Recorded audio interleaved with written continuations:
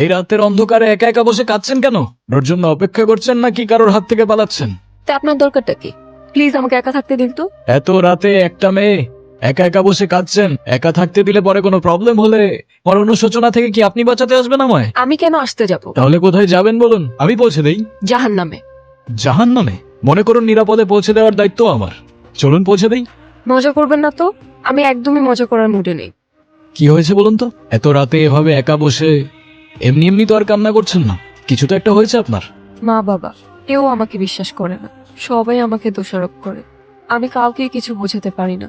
মাঝে মাঝে মনে হয় এই পৃথিবীর কোথাও আমার জন্য এক ফোঁটাও জায়গা নেই। আপনার কথাগুলো কেন যেন খুব রিলেট করতে পারছি আমি।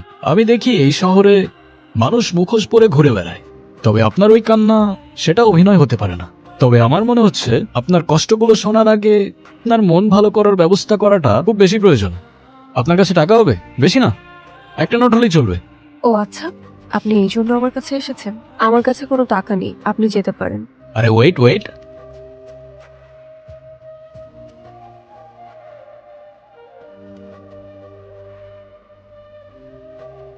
আমার এই ব্যর্থ চেষ্টার জন্য না হোক, ফুলটার জন্য হলেও আপনার চোখ মুছে একটু হাসা উচিত।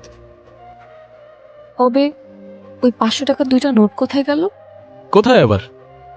হাওয়া থেকে এসে হাওয়ায় মিলিয়ে গেল। আপনি আসলে কে? আমি ম্যাজিশিয়ান।